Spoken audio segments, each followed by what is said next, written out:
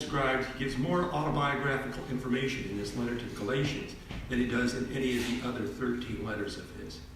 And he tells us that I went to Arabia.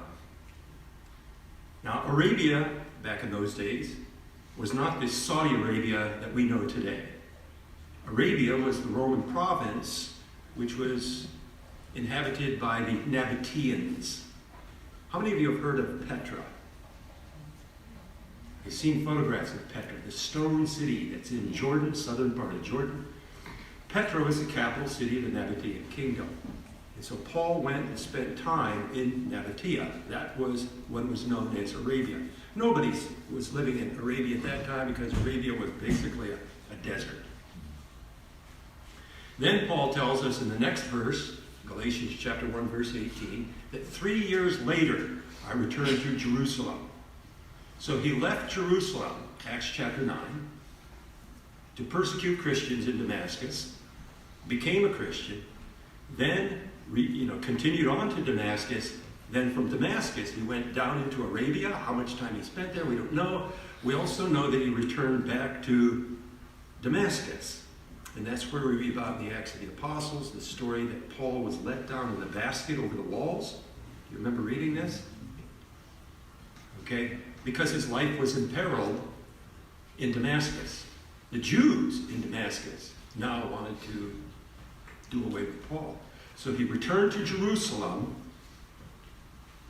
In Acts chapter 9, verse 30. After 3 years, he returned to Jerusalem. And his former colleagues now discover that Paul has become a traitor in their minds. He's become one of them. So they try and do away with him. When these threats to Paul's life become evident, then the disciples in Jerusalem send him off to Tarsus in Cilicia. And he disappears from the narrative. This is where Paul, again, Galatians chapter 1, verse 21. He disappears from the narrative for anywhere between 7 and 9 years. We can't tell exactly how many years, but 7 to 9 years. That's a long period of time. And what was Paul doing during that period of time? Was he twiddling his thumbs, playing backgammon? Turkish people today love backgammon. They call it tava. Okay? No, what he was doing is he was learning the gospel. He was learning about Jesus Christ, and he was also practicing ministry. And this is what we'll talk about. So, after a period of 7 to 9 years, Acts of the Apostles tells us that there was a church that grew up in Syrian Antioch. Today it's the Turkish city of Antakya. You can visit that church. Okay? And Barnabas soon realized that the church in Antioch was much bigger than what he could manage on his own.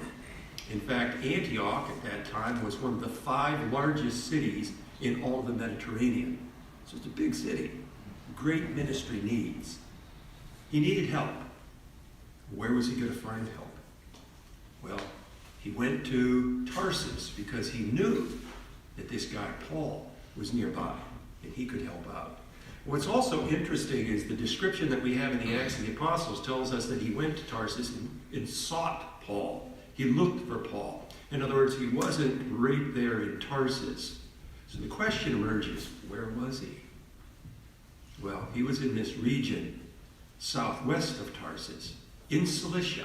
And this is what Paul tells us here in this passage. Verse 21, Galatians chapter 1, verse 21. I was in the regions of Syria and Cilicia for 7 to 9 years. Now, bear in mind, 7 to 9 years is twice as long as any of the missions that are recorded in the Acts of the Apostles. So he spent a lot of time in this region. And it's also not recorded anywhere in the Acts of the Apostles. So how do we know that he was doing ministry in Cilicia? Because we know that churches were established in Cilicia during this period of time. But the Acts of the Apostles doesn't tell us how these churches were established.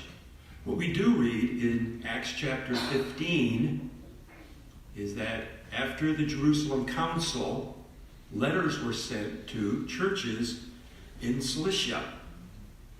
So the question emerges, where did these churches come from? Paul and Barnabas didn't establish these churches on the first mission because they weren't in Cilicia. They were on the island of Cyprus. They went to Pamphylia, they went to Lycia, and then they went into Galatia. They didn't go anywhere near Cilicia. How were these churches established in Cilicia? Well, the answer to that is they were established by Paul after his conversion, when he was sent back to Tarsus during this 7 to 9 year period of time. We also read that at the beginning of the second missionary journey, Paul and Barnabas put their heads together. They decided to go out onto a second mission. Okay? And because of a dispute, they broke up. Barnabas took John Mark. They went back to the island of Cyprus. They were both native Cypriots. Paul, however, teamed up now with Silas, went overland, and what we read here is that they went through Syria and Cilicia, quote, strengthening the churches. It doesn't say establishing churches, strengthening the churches. In other words, these churches in Cilicia were already there at the time when Paul and Silas passed through on the second mission that's recorded in the Acts of the Apostles. So how were these churches established? Well, Paul was there earlier. And this is what was happening during that 7 to 9 year period after Paul's conversion. I went to the regions of Syria and Cilicia. So let me just put up a schematic here to describe Paul's early years. Okay? We don't know when Paul was born, but he was probably born between the years 4 BC and 4 AD. The only thing we know about Paul's prehistory is what is recorded for us in an early church father, a fellow by the name of Jerome. How many of you have heard of Jerome? Okay, most of you have. Okay? Jerome, in 2 different places, tells us that Paul's family came from Gishala, which is in Galilee.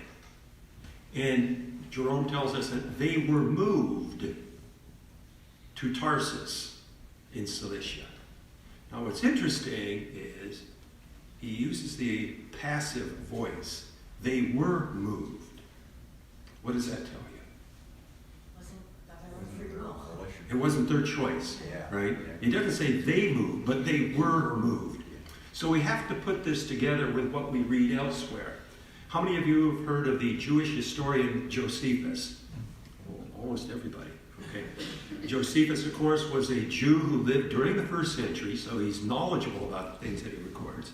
And Josephus tells us that during the years just prior to the birth of Christ, there were Jewish rebels in Galilee, including Gishala, who rebelled against the Romans. The Romans were the newcomers, so to speak. The Romans had now secured Palestine. They were enlarging their empire. They started out of course, west, conquered North Africa, conquered Greece, conquered Anatolia. Finally, they came around 50 BC, roughly, and conquered Palestine. Well, Jews rose up against the Romans. They didn't want to be led by the Romans. And so these rebel cities, in particular, in Galilee, rose up against the Romans and were no match for the Romans. Josephus tells us that the Roman troops came into Galilean cities, sacked the cities, and the combatants were killed. The non-combatants, that is women, the children, and the elderly, were then shipped off and sold onto the slave markets. So in one of the cities that's specifically designated as being a city sacked by the Romans was Gishala. So we put together then what Jerome says, they were moved, with what Josephus tells us. And we assume then that Paul's family was native to Gishala in Galilee. They were a part of the collateral damage, you could say, of what was happening in Galilee. And so as a consequence, they were sold into slavery to slave masters in Tarsus. So, that's a little bit about Paul's birth. We also know from Acts chapter 23, if you look at the timeline, somewhere between AD 12 and AD 18, Paul moved to Jerusalem. We know that Paul became a student of Gamaliel. Gamaliel was the top rabbi at that time, so that's like going to the Harvard of Palestine. Okay? So Paul was taught by the very best. Okay? We also know that Paul was converted, Acts chapter 9. And now this becomes a little more specific. We're able to date this with a little more specificity. And his conversion probably took place around 33 AD. Okay? But prior to that, we don't know much about Paul. Okay? Then the 3 years, where Paul tells us that it was 3 years later that he finally returned back to Jerusalem, would have been between the years 33 and 35. Now, you're probably doing the math there and say, okay, that's only 2 years. Paul says 3 years. Well, Jews reckon time differently than Romans did, and we reckon time the same way the Romans did. Jews counted portions of years as being years, and portions of days as being days. That's why, have you ever wondered, it says that Jesus rose 3 days. After 3 days, he rose from the dead. Well, Friday to Saturday, I only count 2 days. But Jews count Friday, Saturday, Sunday. That's the 3 days. That was simply the way that Jews counted days, months, or years. Okay? So, when I date this period of time, Paul was probably in Arabia, in between Arabia, also in Damascus at that time. Probably between the years 33-35 AD. Then, this time in Cilicia, which is unreported in the Acts of the Apostles. When Luke compiled the Acts of the Apostles, I've got to say, it's really a misnomer to call the Acts of the Apostles the Acts of the Apostles. Because we don't read anything about most of the apostles. Where did Thomas go? What about Andrew, Bartholomew, Nathan, Nathaniel? What about, we only read a little bit about Peter. We only read a little bit about John. And we don't even read anything about the conclusion of their careers. Beginning in Acts chapter 13 to 28, the story focuses upon Paul, not the apostles. So the point that I'm making is that Luke, when he wrote the Acts of the Apostles, he wrote 2 volumes. He wrote the Gospel of Luke. He also wrote the Acts of the Apostles. Okay? And when he wrote the Acts of the Apostles, he was dependent upon sources, information that he received. He didn't know, or at least he didn't record, perhaps he didn't think it was significant enough to tell us about Paul's first mission. His first mission, involving approximately 8 years, was in the district, of his home, Cilicia. Okay, then continuing on, I show you the rest of the timeline. We have the mission, what we commonly call the first mission, to Cyprus and Galatia between the years 44-46. Then the mission with Silas, Acts chapter 16 to 18. And then the third, what we commonly call the third mission, to Ephesus and to Greece, Acts 18 to 20. And we know that Paul also was executed in Rome in the year 65-66 AD. So that kind of gives you a brief timeline of Paul. Now let's go to the map and show you where are some of these areas. The central area here, okay, my cursor doesn't show up. It shows up on my laptop. But this large peninsula, is ancient Anatolia. It's what is today Turkey. It's bounded by the Black Sea to the north, the Aegean Sea to the west, the Mediterranean Sea to the south, and it goes all the way over to the rivers of Mesopotamia, the Tigris and the Euphrates. That is the land of Turkey today. That is the ancient land that was called Anatolia. I'm going to zoom in a little bit here. Jerusalem, you'll recognize, is here. Acts chapter 9 tells us that Paul was going to Damascus because many of the Christians had fled from Jerusalem. Jerusalem had become too dangerous. Okay? They had fled to Damascus. Paul pursued them to Damascus. And somewhere, we don't know where, along the way, Paul met the risen Christ. Jesus Christ appeared to Paul and said, "What on earth are you doing?" Paul said, "Oops." Okay? So he believed at that time. I think most of us would believe if Jesus Christ appeared alive. So he spent some time in Damascus, and this is where he was healed of his blindness, which is actually more than a metaphor. It was literal. Okay? But you, as a student, a theological student from Gamaliel, the top rabbi in the land, you think you have theological insight. You have no insight whatsoever as to what God's doing. So his eyes are shut down. He's blinded. When he becomes a Christian, he's baptized, a miracle takes place, and that's where his eyesight is restored. Paul then, goes down to Arabia. Let me see if I can move my... How can I move this down? Okay. The Arabia, again, is in the southern part of what is today Jordan, the Nabatean kingdom. Here's Petra, the capital. And so he spends some time down there, probably praying, probably learning from God. This is where God is teaching him, reteaching him theology. Who is Jesus Christ? And what is this salvation all about? Okay? Paul then returns back up to Damascus. His life is imperiled at Damascus. The Jews at Damascus want to have him killed. So he secretly at night goes over the walls in a basket, flees, comes back to Jerusalem, and that again is where the Jews want to whack him, do away with Paul. This guy is dangerous. Paul was being trained for leadership within Judaism. That's why he was being trained by the top rabbi. Okay. Now he's become a turncoat, a traitor. So he's sent off to the north to Tarsus, right here. This is in southern Turkey. A church later grew up in Antioch. They send Barnabas up to Antioch. Again, these people don't know the gospel very well. Barnabas knew the gospel quite well.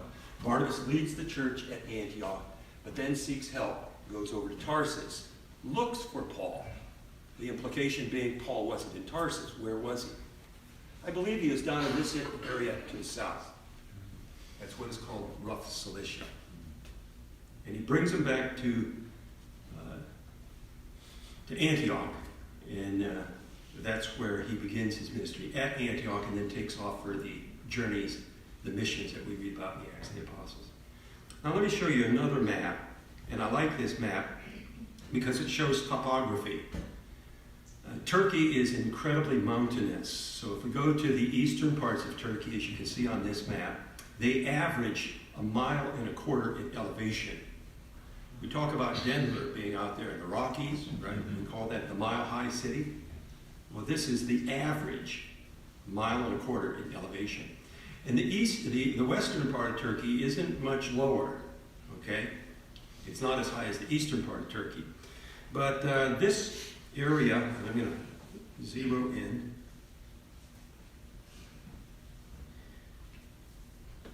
Right here is where Tarsus is. That's Paul's hometown.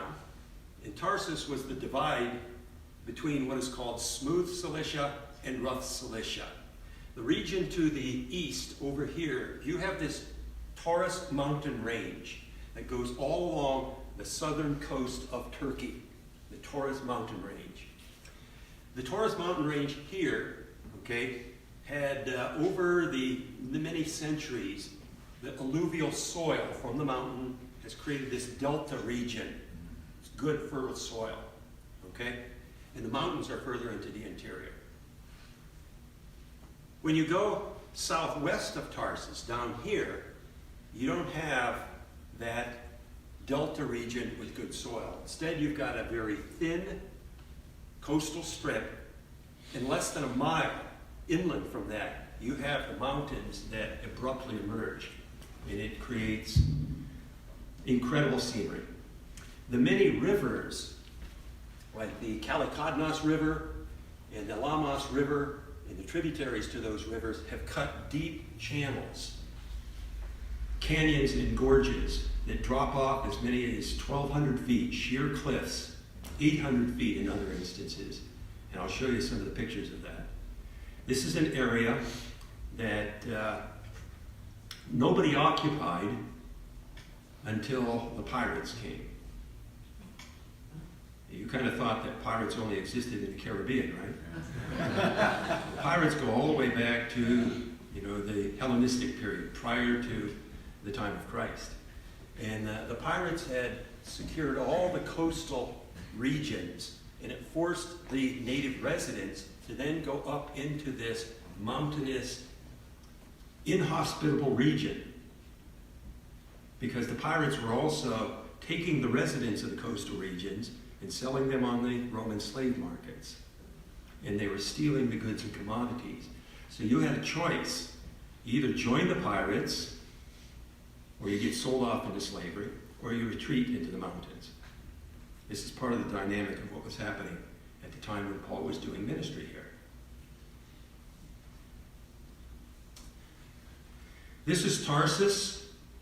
The city of Tarsus today is about 400,000 people, so it's a large city, and it sits squarely on top of the ancient city, which is unfortunate because archaeologists aren't able to see a whole lot of the ancient city. But this is where Paul spent his youth. This happens to be a street, and you can see flanking on the left-hand and the right-hand side would have been shops there, it would have been colonnaded, and it also has had subsurface drainage. So there's actually a sewer down below. So you can see openings here. Climb down into it, and you can see the sewer. It doesn't stink today because nobody's been using it. Elsewhere in the city, at a jami, that is a mosque, you see the remains of a bridge. The river used to flow through this part of Tarsus, but the river has changed course, as rivers tend to do. And so the river is elsewhere, and currently there's a mosque that has been built over the remains of this ancient bridge. Going through and showing you part of rough Cilicia, this is actually smooth Cilicia, believe it or not. This is not the toughest part. And this is a place called Carasis, and it took me 4 hours to get to the top of Carasis. A steep climb, but once you get up there, you are on top of the world. You can see kind of the views. There's actually even 2 levels to the city of Carasis. There's the lower city and then the upper city. And this was controlled by the Seleucids. The Seleucid established an empire, and this is one of their fortifications. So you can see some of the walls. Then getting into the area called rough Cilicia, this is the kind of terrain you encounter. It's all over the place. It was sparsely populated during the time of Paul's ministry. It was populated by people who had retreated from the coast up into this region. And they built dwellings into the cliff face, on top of the cliffs, but also in the face of the cliff. And so if you had intruders, because what happened is the pirates had seized the coast, but they were also raiding. Once the native residents went into the interior, they engaged in agriculture, and the pirates were raiding the interior. So if you built dwellings in caves in the face of the cliff, you could pull your ladders up, and they couldn't be reached. So more of these pictures of the countryside. Canyons, deep cut canyons. You can see a little bit of a waterfall over here. Beautiful terrain, but tough to negotiate as you're hiking and trying to climb up to these places. In time, the Romans built some roads. You can see I'm standing on one of those roads, but a sinkhole collapsed this road, and you can see again, I'm at the end of my rope. More Roman roads.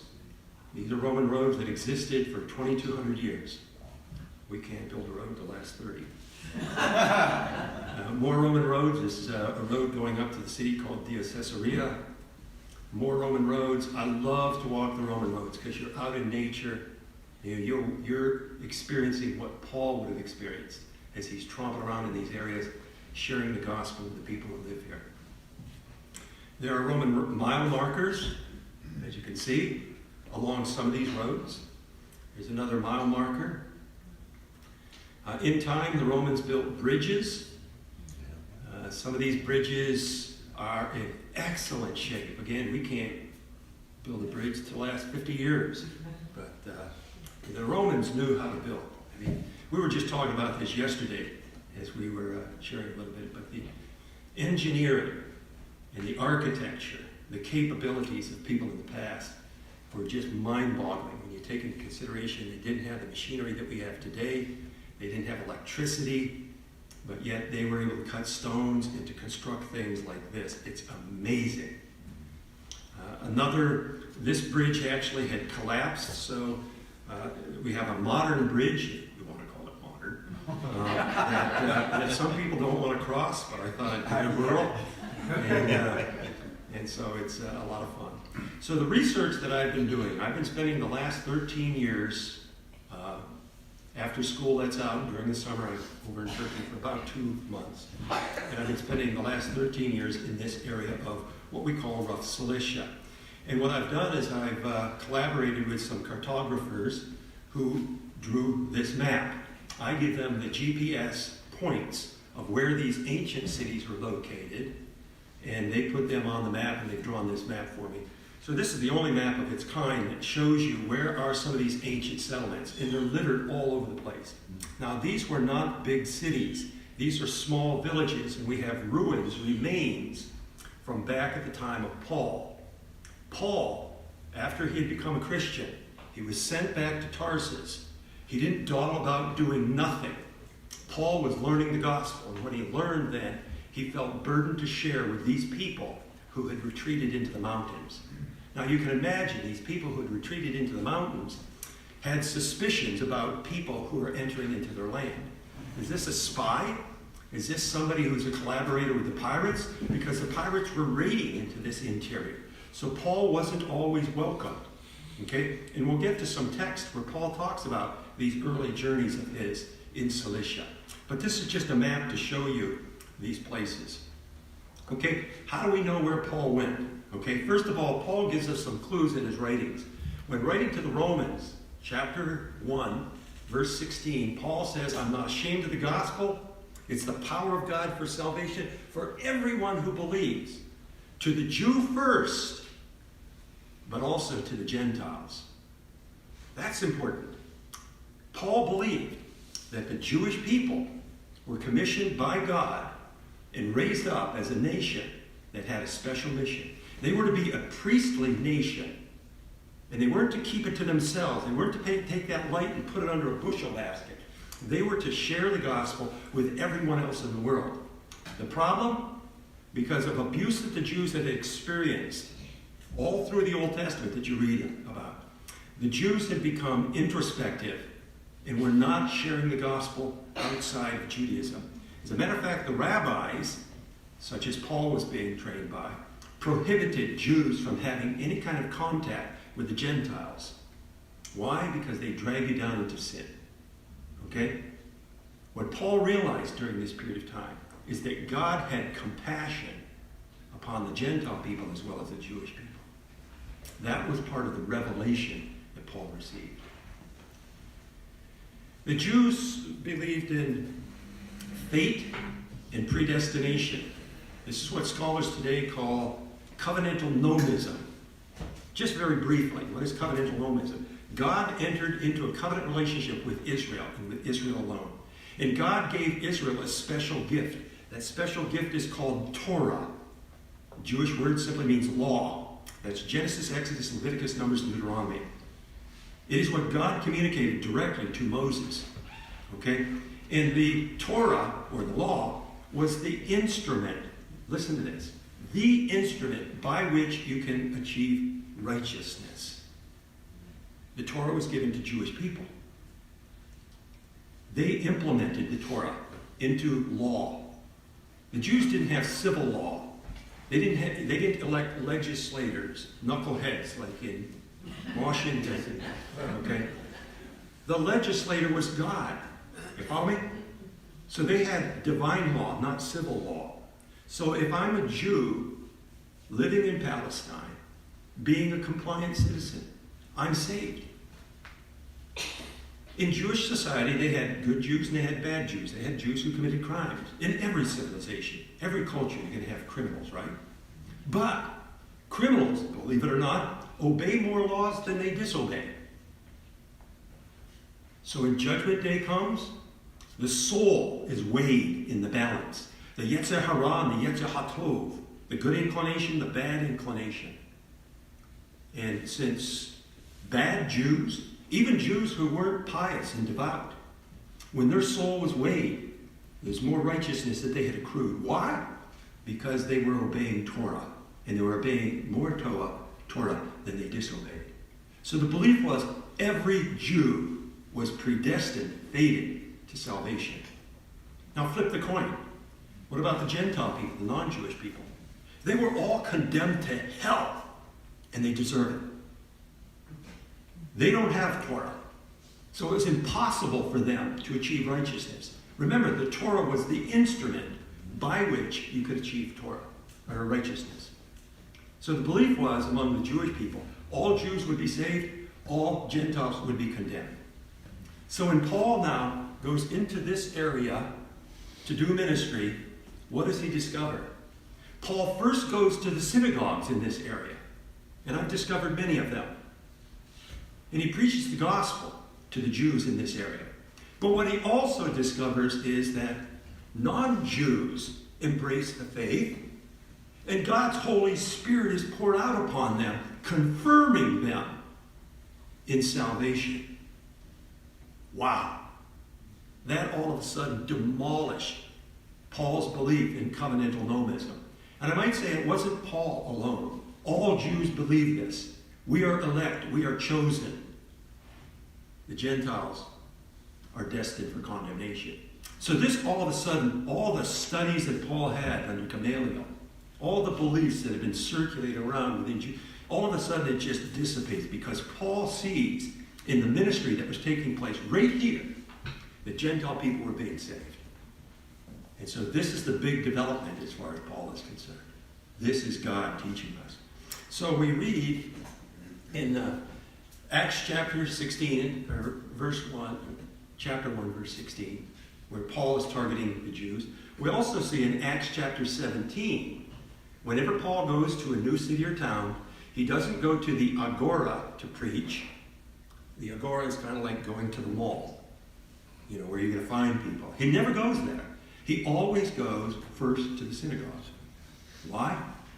Because he's trying to convince Jews that their mission is to be a priestly nation, which in turn then would share the good news of the gospel with others. What he finds is that the Jews resist the gospel, while on the other hand, the Gentiles embrace the gospel. But Paul doesn't quit. He continues to press and to visit the Jewish synagogues. So in my research, one of the things that I have discovered is Jewish communities in this region of Rough Cilicia. Of course, there is a Jewish community in Tarsus, at least Paul and his family. But then we get down into the southwestern portion of Cilicia, Rough Cilicia, and all the red dots that you see there are places where I have found evidence of a Jewish presence. These may be sarcophagi, that is tombs. These may be synagogues that existed back in the Hellenistic period and early Roman period.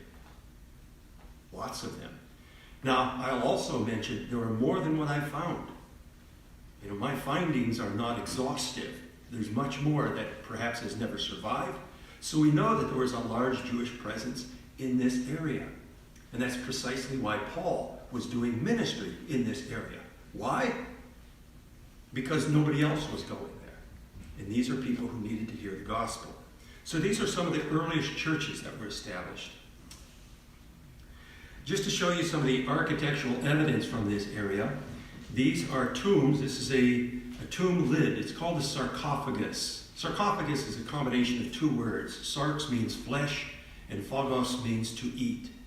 Because the belief was you put the body inside of these limestone tombs, and they eat the flesh. So all you have left are bones. So sarcophagus literally means flesh eater. It's a tomb, essentially. And what you see here is a sarcophagus lid with two menorahs. There's a menorah here, and a menorah all the way over on the other end. The menorah was the distinctive sign of a Jewish presence. You probably are familiar with the fact that in Jerusalem, there was the menorah in the temple there, and that became the symbol of Judaism. So as I continue to do research, here's another menorah on another sarcophagus lid. That means that a Jew is buried inside of this. This one here is a little more difficult to see. We have it on the wing of the sarcophagus, another menorah. In my studies, I went to a place called Kabacham. Kabacham was an agricultural area. Remember, the Jews were eradicated and removed from the coastal areas, so they fled into the interior. There is some farmland in the interior. It's not all mountainous. And so Kabacham was a settlement that was an agricultural settlement. And what I found was a granary underground. I climbed down. You can see the opening that I climbed down through. And on the walls were plastered because you don't want water in it, as the water, of course, would destroy your crop that you put underground. And lo and behold, I found a menorah etched into the plaster of the walls. Now, what is fascinating about this is an unusual menorah. Most menorahs are 7-branched, and this really has 7 branches, but the center branch has been divided into 3 sections. We also have menorahs that have been found with 11 branches, 5 branches, 9 branches. So it's not unusual to have a menorah with more than 1 branch. But what is also interesting about this menorah is that the branches have been elongated, okay? And it represents a ship, okay? So you see some added features here resembling a ship. We also have, in that same granary, 2 ships that are etched onto the walls. And so what we assume from this is that whoever owned this granary was a Jew who was engaged in agriculture. And what he was also doing is shipping his product down to the nearby coast. There was a coastal city called Tirtar-Akale, which also had granaries, larger granaries. And this was loaded onto the ships and then shipped to Rome. Rome had a population of almost 1 million people, and Rome could not feed its people from the grain products in Italy. So a lot of the grain that was shipped to Rome came from Turkey, Anatolia. And what has happened now, by the time we get into the New Testament period, is those grain ships were being seized by the pirates. Big problem. Okay? So at any rate, this is evidence of a Jewish presence. Now, another synagogue that I discovered was this one. I wasn't looking for a synagogue. One of the first years that I came to Turkey, I went to this location, and I met a fellow by the name of Davut. I was exploring some of the ruins that I had found on the coast, and he drove up on a motor scooter. And he stopped his motor scooter and walked out to where I was. And I thought he was going to tell me to get off the ruins. But actually, he was wondering what I was doing. He knew that I was a foreigner. And so whenever I met people in Turkey, they always asked me 3 questions. What is your name? Where are you from? And what are you doing here? So he asked me those same questions, and I told him, I'm a professor, I'm doing research here, I'm exploring some of the ruins. And so Davut then, for the next 2 days, took me around to several locations in rough Cilicia. Otherwise, I would never have penetrated and got up into the mountains. One of the sites that he left me at was this one. It's called Châteauroux. And he did not even go into the site. He dropped me off by the side of the road. There's a dirt road to lead up there. And from the dirt road, you could see a temple of Hermes. An excellent, very well-preserved temple of Hermes. It's in great shape. And that's what I was focused on. And then out and around the Temple of Hermes, there was also a fortification wall with a watchtower. Okay? So as I made my way down through the brush is very heavy and thick, so you have to literally push your way through it. You're going to get scratched. You can see some spiders, things of that sort. That's the reason why Davut dropped me off by the side of the road. He didn't want that. But, I'm all ramped up, and eager to see what can be seen. So I make my way all the way down to the bottom of the ravine, and then I have to climb up the central ridge, which is not easy because it's steep also. And so you have to negotiate your way up the ridge. And as I was winding my way up the central ridge, I passed this structure. And I looked off onto my left-hand side, and I saw this menorah right here. It's a crudely cut menorah, which is important because it indicates that it's of early date. Later on in time, the menorahs were more stylized. This one's not stylized, it's crudely cut. And I took several photographs of this, and I thought to myself, I'm probably not the first person to see this. But I took photographs, I thought later on I'll look it up and see what I know about it. So I continued on, researched the site, looked at the Hermes Temple, scoped out the watchtower, some of the fortification walls, things of that sort. I returned back to the States, and for the next, it was about 4 years, I did research to see if anybody else had ever been to this site. And what I found out is that the only person who had been there previously who wasn't Turkish. Now the Turkish people have been there, but the Turkish people don't know what it is. Okay? But the only person who was there previously who wasn't Turkish was a British explorer by the name of J. Theodore Bent, B-E-N-T. He visited the site, documented the site. He also copied some inscriptions, which I also saw, so I know he was at the same site. He talked about the Hermes Temple, but he never mentioned a word about the synagogue. And it's not surprising, because it's hard to get around the site. Okay? He didn't see the synagogue. So I published this. It's on my website, if you're interested in checking out the website. I published this in the Biblical Archaeology Review, and it is the oldest synagogue that has been found anywhere in the world. Wow. Not even in Palestine is there an older synagogue. It dates back to the Hellenistic period. And so after the article was published, I was invited by scholars at Vienna University. They have a Jewish Institute of Archaeology. And so they asked me to come and to share my discovery with some people that they invited together. So they had people from Yeshiva University in America, which is the flagship Jewish university in America. Steve Fine has become a good friend of mine. He came to Vienna to the conference. They had scholars from Hebrew University in Jerusalem and scholars elsewhere who came, and we talked about it. And we got a lot of good feedback from people at that time. And they also published a second article on my discovery. It's in the Journal of Ancient Judaism. That's a little more technical on some of the technical details of the discovery. But that's part of what I had found. And I'll return to that in just a moment also, because you'll also notice that there's another sign over here next to the menorah. Did you notice this? Yeah. We've been talking. What is this? What on earth is this? Okay, so I took some time to also see if I couldn't discover what that symbol is. And I'll give you a hint right now. Okay, it is Zeus's thunderbolt. You're familiar with Zeus, right?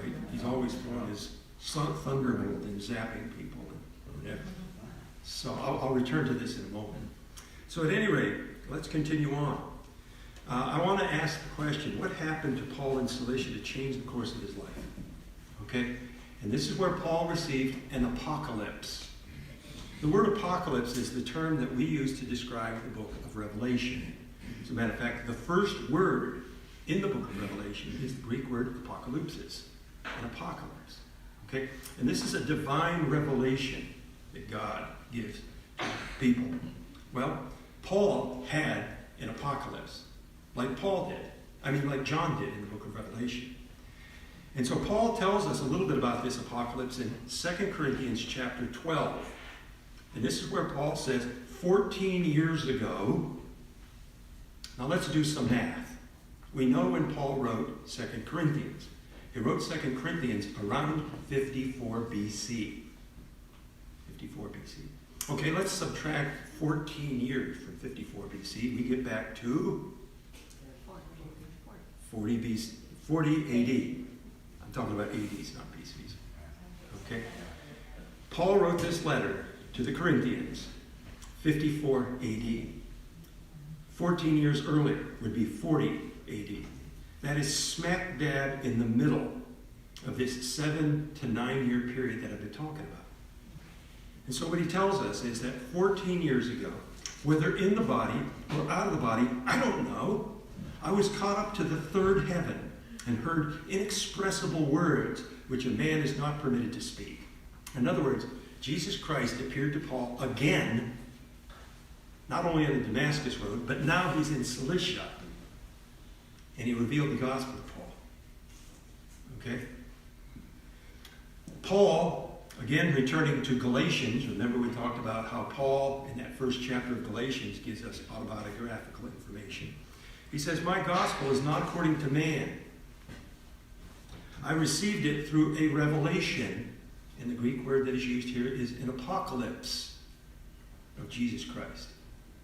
What Paul is insisting when he writes to the Galatians, a lot of people are saying, oh, you're just passing on traditions. You are not an eyewitness of Jesus. The apostles were eyewitnesses of Jesus, but Paul, you weren't. Okay? And Paul says, I didn't receive my gospel as secondhand testimony. Right? Secondhand testimony is not admissible in the court of law today, right? It's what we call hearsay. Paul is saying, my gospel is not hearsay. I received it as a direct revelation from the source, from Jesus Christ himself. When did that happen? It happened during his 7 to 9 year ministry in Cilicia. Okay, let's go back and talk a little bit about that symbol that's also etched on that lintel at Chanteora. Stephen Mitchell is an excellent scholar, and Stephen Mitchell has discovered 375 inscriptions that make reference to a cult of what is called the cult of Theos Hoopsistos. Theos means God, Hoopsistos means the highest. It's a cult of the highest God.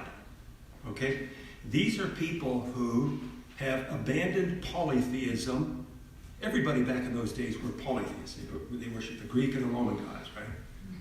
But the cult of Theos Hoopsistos believed that there's only one God. Okay? Now, what had happened during the Hellenistic period is that many people were no longer believing in the myths of the Greek and Roman gods. They were preposterous. They just didn't make any sense. And during that period of time, also, we had philosophies that emerged. You're familiar with these? Socrates, Plato, Aristotle, Zeno, Epicurus, and on and on and on. Okay, dozens of philosophies. And a lot of these philosophies were challenging the traditions, the polytheistic traditions. So as a consequence, during this period of time, you had many people who were dropping out of polytheism. Some of them still believed in a God. And they began this cult of Theos Hoopsistos. Many of these people came to the synagogues because, lo and behold, the Jews also only believe in one God. And they wanted to hear what the Jews had to say about this singular God. Okay? So when Paul now went to the synagogues in Cilicia, these sites that I've already pointed out to you, he's preaching the gospel to the Jews. You know, this is our mission. We are a priestly nation. And we're to share that gospel with the rest of the world. He discovers something. And that is these non-Jews, these devotees of the cult of Theos Hoopsistos, are the ones who are embracing the gospel. And it's not so many of the Jews. Many of the Jews are resisting, but the Gentiles are embracing the gospel. Now, what's also interesting about the statistics here of Stephen Mitchell's research is about approximately one-third of these 375 inscriptions that make mention of the cult of Theos Hoopsistos. And incidentally, this is one of those. This is an altar. Okay? And you can see the last two words,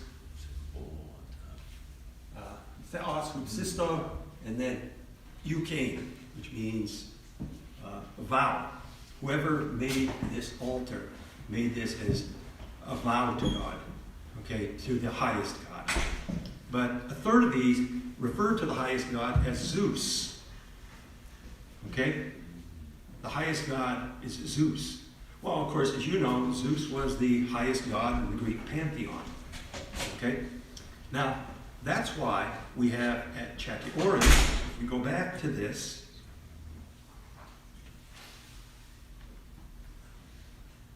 okay, right here, we have a Jewish synagogue, but also at that Jewish synagogue, you have God-fearers, because the New Testament doesn't use the term theos subsistas. The Acts of the Apostles makes reference to a group of people called the God-fearers several times. Okay? They were also worshiping at this same site. Mm-hmm. We also have a Jewish writing from the same period of time, 2nd century BC, this is the Hellenistic period, called the Letter of Aristeas. And the person who wrote the Letter of Aristeas was a Jew. And one of the things that he says is that we all worship the same God, but we just have different names. We refer to God as Yahweh in the Hebrew language. Others refer to him as Zeus. And so what we're beginning to see are Jews who recognize the legitimacy of some of the beliefs of Gentile people. Now, this isn't happening in Palestine. Palestine was much more hardcore fundamentalist. They rejected the Gentile people. But once you get outside of Palestine, who are your neighbors? Yeah, the bulk of your neighbors are Gentile people, non-Jewish people. And so what we see are people who are collaborating together, who are cooperating together.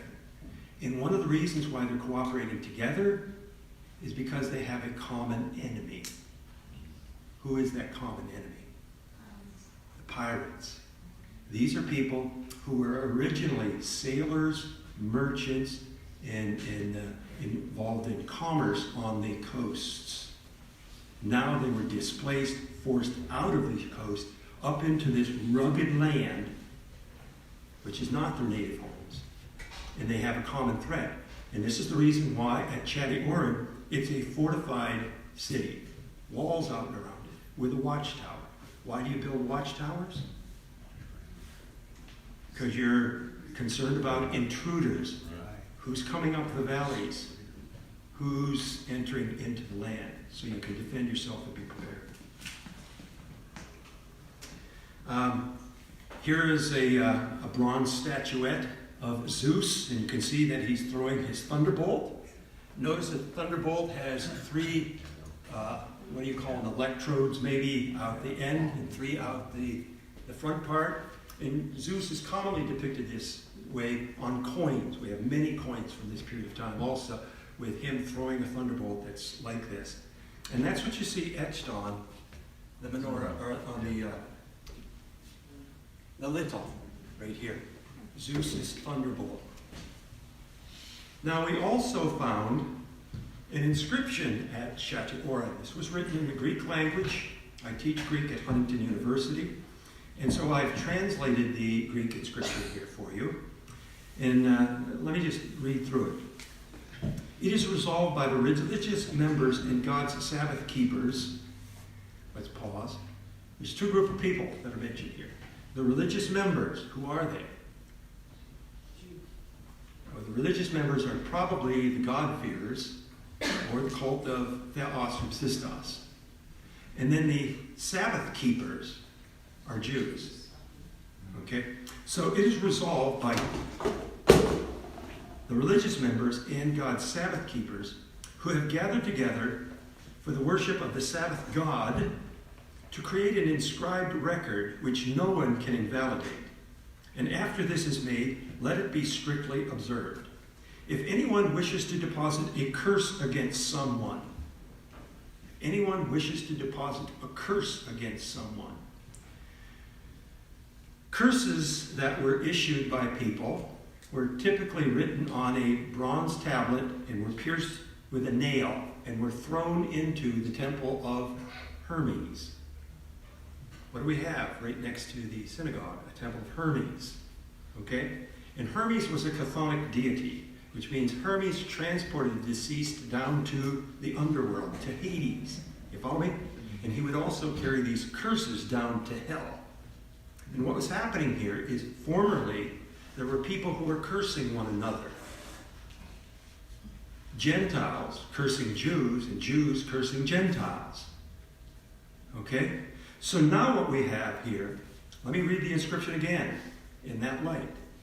It is resolved by the religious members, that is the Gentile God-fearers, cult of Hostus Pistos, and God's Sabbath keepers, the Jews, who have gathered together for the worship of the Sabbath God, to create an inscribed record which no one can invalidate. And after this is made, let it be strictly observed. If anyone wishes to deposit a curse against someone, let a curse be deposited against the one who so wishes.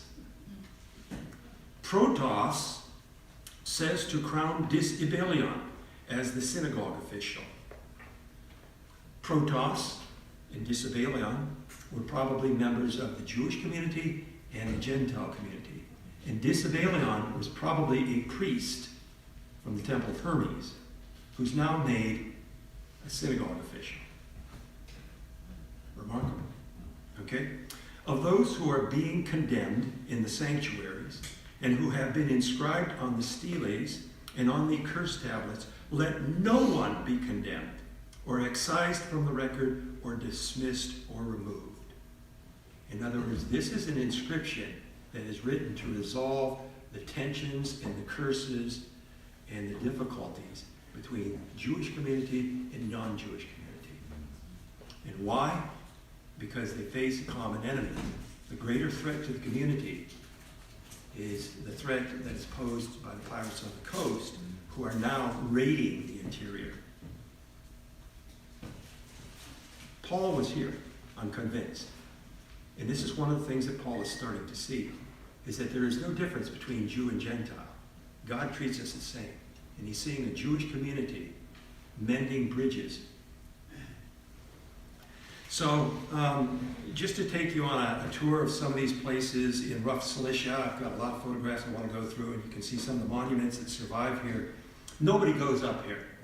And this is one of the reasons why scholars have not explored this area, is because it's hard to get there in the first place. And so the ruins are in excellent shape.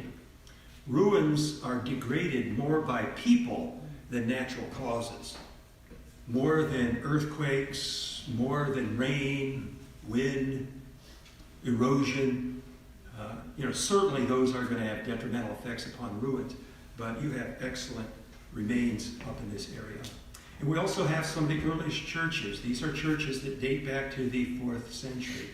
If you were with us yesterday, we talked about 4th century churches. Churches could not be built until after the Edict of Milan, 313 AD. And that's when they first started constructing some of these massive structures.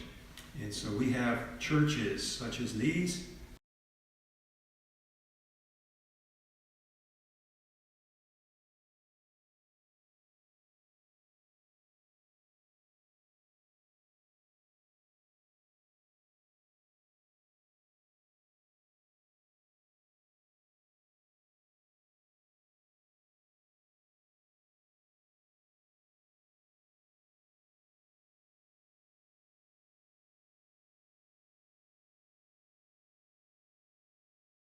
Old the York families are. And they were people who were migrants who would spend the summers on the coast and then drive their flocks up into the yalas, as they called them, and that is the grasslands in the upper regions during the summers. And they still reside there. What happened to all the people who used to live there? The people didn't live there because how can you live there? Because the deep cut ravines make travel very difficult if you're going in a northeast or southwest direction, because the only way you can go is go towards the coast. But at one time, somebody had to live there, because those are huge churches that would have taken decades to build. And that's the ancestors, I should say the descendants of the people from the time of Paul, who continued to live here because the pirate threat continued to exist all the way up through the Byzantine period. So then they moved back to the coast. Well, once the pirate threat was no longer a matter of concern, then these people went down to the coastal community. So today, the bulk of the Turkish community is in that small coastal strip. And there's still a presence of Turkish people in the interior into this mountain area, but it's small in number. So they're not completely gone. What we've also found are watchtowers all over the place. There's more than 40 watchtowers that are documented. I've also put on that map that I showed you a little bit earlier. More watchtowers. You ask the question, why do people build watchtowers? Here's a watchtower. You can see the coast off into the distance. This is my drone. I only got my drone about a year ago, so I don't have drone pictures of everything up there. More watchtowers. More watchtowers. This watchtower is largely destroyed. You can see it's in bad shape, but still standing in large part. More watchtowers. Fairchild, how many watchtowers can you show me? Here I'm sitting at the top of a watchtower overlooking. This is at Châtillon. This is the top of the watchtower, and in the background behind me is that temple of Hermes that I talked about a little bit earlier. And you can see it is excellent. It's in a wonderful state of preservation. Okay? So again, the question is, why do people build watchtowers? It was because of the threat that existed on the coast. So we get a lot of information about the pirates from ancient authors like Strabo, Cicero, and Cassius Dio. We also have knowledge of what was happening as to why is it that the piracy emerged. Okay, we had two dominant powers during the Hellenistic period. The Seleucids controlled the area of Syria. The Ptolemies controlled the area of Egypt, which are on either side of Rough Cilicia. And both of those kingdoms were in decline. One of the reasons why they were in decline is because they were fighting against each other. And of course, as a consequence of the fighting, they were not very strong. The other reason why they were in decline is because the Romans now, during this period of time, started to intrude further and further into the eastern Mediterranean. So as a consequence, there was a power vacuum in the area of what is today the southern part of Turkey. And that's why you had opportunists who gathered together sailors who engaged in piracy. And it was a very lucrative practice.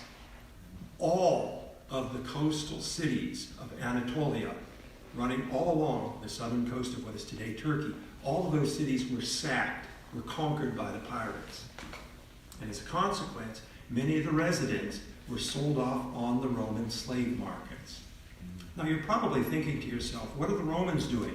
Because they're now starting to move into the Eastern Empire. Why didn't the Romans stop it? Well, initially they didn't. Why? Because the Romans were happy to receive the slaves. The rich Romans needed slaves for agricultural purposes in Italy and the lands that they were acquiring throughout the Mediterranean. So they were gobbling up all the slaves that the pirates were feeding them. But over time, they realized that this became a problem because the pirates were not only selling off residents of the coastal cities on the slave market, but they were also stealing all the cargoes. And you need to feed the bellies of almost 1 million people in Rome. And that grain, all that food, is traveling along the southern coastline of Turkey. So finally, the Romans realized, we've got to do something about this. So the Romans sent 5 of their best generals to wipe out the piracy. And you can see here, Marcus Antonius, okay, the elder Marcus Antonius, was sent first. He went and conquered the southern Anatolian cities. The problem? The pirates fled up into the mountains and the canyons. And with ancient technology and military equipment, it was impossible to eradicate the pirates from those elevated areas. So what happened is, when the Romans moved on, they couldn't keep troops there. They could keep a small garrison of troops, but not large numbers.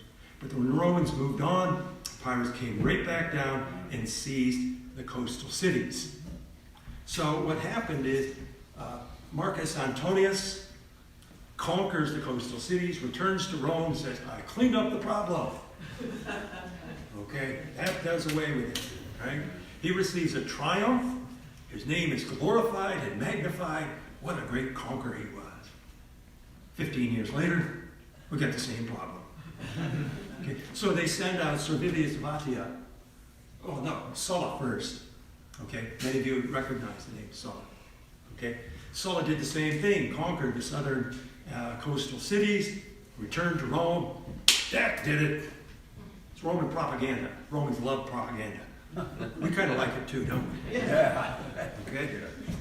And of course, he's given a triumph.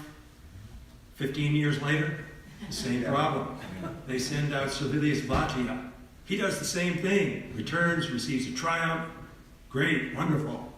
Then they send out Mark Antony, the younger of Marcus Antony. Okay, you see two names similar, but he's the younger. Same scenario. Finally, okay, at the beginning of the 1st century BC, around 80 BC, they send out Pompey. This is probably a name that most of you recognize, right? Pompey, the great general, the great conqueror. He's the one who actually conquered Palestine. Okay? They send Pompey to do the trick. And Pompey boasts that he destroyed 3,000 pirate ships, burned them, and then entered into a treaty with the pirates to resettle the pirates further to the east of Anatolia, to smooth Cilicia. Remember the farmland we talked about? Mm-hmm. And he resettled them at Epiphania, Molus, Adana, and Sole, gave them farmland, and they became placid tillers of the soil. Do you believe that? I don't either. Okay? Pirates don't become farmers. Okay? But this is propaganda. The evidence shows us that Pompey never went east of Coricasion. In other words, he never went into this region of rough Cilicia. He never ventured into it. Why not? Because there was a bigger problem to the north. In the north, up to the Black Sea, we have a person by the name of Mithridates VI. Okay? He was causing problems with the Romans, and he was involved in 3 wars called the Mithridatic Wars. The Mithridatic Wars were kicked off by the fact that Mithridates VI killed off 80,000 Roman citizens in western Anatolia, places like Ephesus.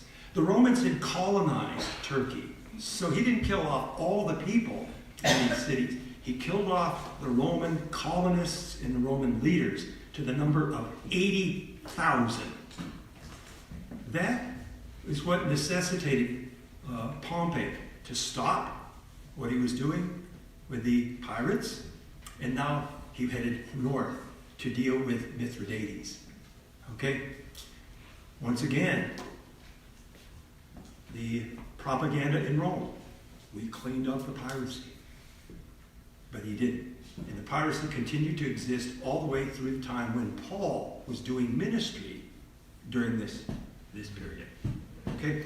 We have a statement by Appian. Appian is one of these Roman historians. And listen to what he says. They had fortifications. He's talking about the pirates. They had fortifications, heights, deserted islands, and retreats everywhere. They chose for their primary hangout the coast of Cilicia, in particular, rough Cilicia. Where it was rough and harborless, it rose in high mountain peaks. For this reason, they were all called by the common name Cilicians. In other words, if you referred to the Cilicians, the people who resided in that area, that term was synonymous with pirates. So, in other words, that was the rat's nest that was never cleaned out by any of the Roman generals. And this is the problem that Paul encountered as he was doing ministry during this period of time. More pictures. These are people who are residing at mountaintops, cliff tops, places that are hard to get to. Why? It's not easy to get to these places. It's because it's self-preservation, it's protection. They want to survive. The area is unbelievable. This is one of my friends that I met there. His name is Mustafa. Unfortunately, Mustafa has passed away about 3 years ago. Actually, I was going to travel with him once again. Mustafa knows the area very, very well. And, he wrote to me 2 weeks before I took off for Turkey and said, sorry, I won't be able to travel with you. I need to go to the hospital. And then later I discovered that he passed away. But that's Mustafa on the edge of one of these cliffs. This is a ancient city called Tabarelli. We don't know, this is the name that the Turkish people give it. We don't know the name of most of these ancient villages. Those have not survived, but you can see some of the ruins. Up in the upper left-hand corner, that is the cliff that falls off into the Lomas Valley. So why are people building structures here? More of these ancient structures. It's hard to get around. You can see the dense brush, and you're also, it's hard to see from the perspective of the drone, but also even the drop-off as you're climbing the side of that mountain to get up there. It's not easy to negotiate. More and more of these. That's me standing on the edge. These are all cities that were occupied. You can see in the foreground here, Kamasaurian tombs. These are tombs that are cut right into the bedrock. You can see off onto the left-hand side a little bit, another one with sarcophagus lids. And then you can see the gorge off onto the right-hand side. And these are some of the dwellings that are cut into the rock. These are some of the cliff faces that drop off into the chasm down below. You can see some of the dwellings, again, cut into the face. I mean, you don't want to sleepwalk. Serious consequences. Some of these cliff face dwellings are larger than others. This actually has 3 floors to it. And what they also did in order to disguise their dwelling place is they put stone up, a stone facade. And this would have been also plastered back in those days to conceal where it is that they're dwelling. So this is another place of dwelling. It's all right, I did that last night myself.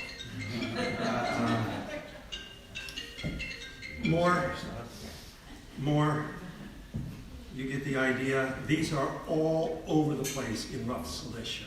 But this is what people were doing in order to live. This is a shot from inside one of the caves that I had climbed down into. And then you can see on the opposite side an equal number of caves that were occupied by people during the Hellenistic and early Roman period. These are people who simply want to live. Now, I want to return to Paul. Remember Paul in 2 Corinthians talked about 14 years ago, right?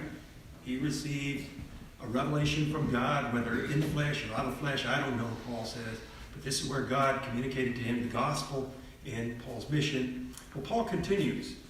2 Corinthians chapter 11, he talks about some of the difficulties that he experienced in his travels. And he says, in far more labors, in far more imprisonments, beaten times without number, often in danger of death. 5 times I received from the Jews 39 lashes. He's a Jew, and he's being beaten 5 times by fellow Jews. 3 times I was beaten with rods. A beating with rods means he was beaten by Roman authorities. That's a Roman punishment. Once I was stoned. 3 times I was shipwrecked. We only read about 1 shipwreck that Paul had in the Acts of the Apostles. And that was the shipwreck that took place after he had written this letter. So he's talking about 3 times he was shipwrecked prior to this. Probably shipwrecked by pirates. Whew. A night and a day I've spent in the deep. And then it continues on. I've been on frequent journeys, in dangers from rivers, some of those rivers that we see at the bottom of these canyons. Dangers from robbers. Now the word robber is interesting. It's the Greek word lestes. And this is a term that's equally applied to thieves on land or water. So if we're talking about robbers on the sea, okay, we call them pirates. But the Greek term was lestes. If there are thieves on land, they're called leastes, okay? But we translate it in our language with different terms. So he's actually talking about the fact that he was endangered by these pirates. Dangers from my countrymen, dangers from the Gentiles, dangers in the city, dangers in the wilderness, dangers on the sea, dangers among false brethren. And I have been in labor and hardship through many sleepless nights, in hunger and thirst. He didn't always find food and water. Often without food, in cold and exposure. Paul was sleeping out under the stars. He was not always welcome. Why was Paul doing this? Because he knew how important the gospel message was, and to share that message of salvation, not just with Jews, but with everyone. Yeah. And why would Paul go through this? He knew it was true. One of the other things that we discover as I've been traveling through this area is the proliferation of rock-cut relief carvings, such as you see here. And these are typically the same. They represent a soldier who is holding in his right hand a spear. Okay? He's grasping with his left hand his sword, that's called the gladius. That's where we get the word gladiator from the sword. And he's dressed in military garb. And these are placed at conspicuous places on the cliff faces as people would be entering into the interior from the coast, traveling up the rivers or along the passageways into the interior. And I have found over 30 of these inscriptions, like this. This is at a place called Adam Kalar. Okay, again, it's a cliff. I had to climb down to find this place. I actually lost my drone here. It's another story, another time. Okay, you see them all over the place. Here's an individual with his spear, with his sword, and his wife next to him. This is where the people, the residents in the interior, are saying, we draw the line here. Okay, we're prepared to die, but we're not moving anymore. Okay, so it's a warning essentially to the pirates, to the intruders. You come up here at the risk of your own life. And this is what Paul was facing, because Paul was going into this area, and they didn't know if they could trust him. He was here to share the good news of the gospel. More of these, and more of these. And then finally, I want to conclude by saying, why would Paul go through this trouble? And I think it's what Paul writes when writing to the Ephesians. The people at Ephesus were Gentile people, they're not Jews. Okay? Why? Okay? Paul says, you were at that time separate from Christ, excluded from the commonwealth of Israel. He gave you the stiff arm, right? Excluded from the commonwealth of Israel. Strangers to the covenants of promise, having no hope and without God in the world. I think that is one of the most disparaging phrases in all the Bible. Without hope, without God in this world. And there are many people, even here in America, who are without hope, without God, right here. But now, in Christ Jesus, you who were formerly far off have been brought near by the blood of Christ. For he himself is our peace, who made the both groups, Jew and Gentile, into one, and has broken down the barrier of the dividing wall. In Jerusalem, the temple had two courtyards, which was separated by a wall. Okay? The outer court was the court of the Gentiles. The inner court was the court of the Jews. Only Jews could go into the inner precinct closest to God. The Gentiles were separate. And there were actually signs in Greek that were posted at the portals, the gates. Outsiders, non-circumcised, not permitted beyond this barrier into the inner precinct. And those found guilty of doing so will be responsible for their own thanaton, Greek word death. What Paul is saying is that wall that divided and separated Jews from Gentiles has now been broken down. The curtain that separated the Holy of Holies has been ripped asunder with the resurrection of Jesus Christ. We, Jews and Gentiles, now have access to God as never before. That's exciting news. That's good news to people without hope and without God in this world. That's why Paul was willing to risk his life to go to places such as this. A couple more shots. This is a known pirate enclave. It was on the coast. They would bring their ships in through this entranceway, hide. They would go up onto this ridge, which is right on the periphery of the sea.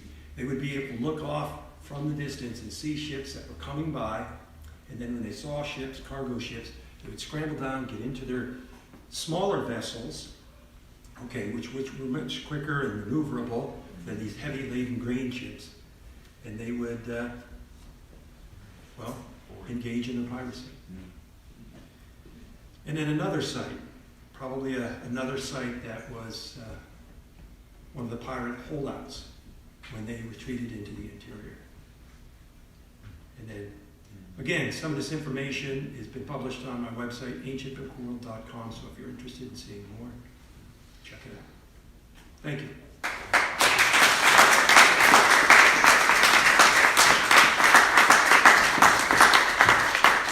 Thank you. Yesterday, do we have time for questions? Any questions that you might have? I know I've thrown a lot at you. I tried to speak quickly.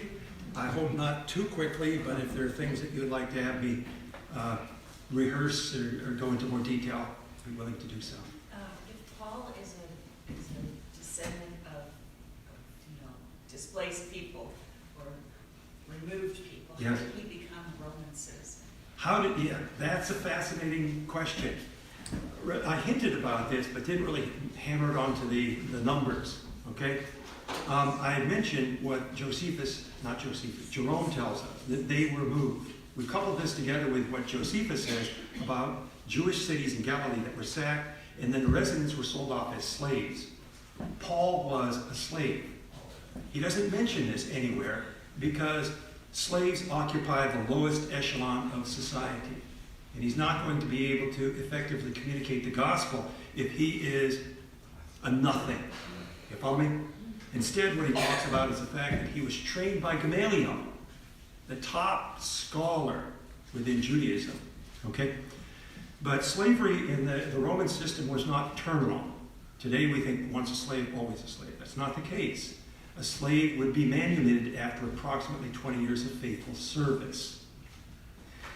When a slave was manumitted or freed by a Roman citizen, they were commonly, if they were well-liked, if they worked hard, were integrated into the Roman system. In other words, the Romans really were fair.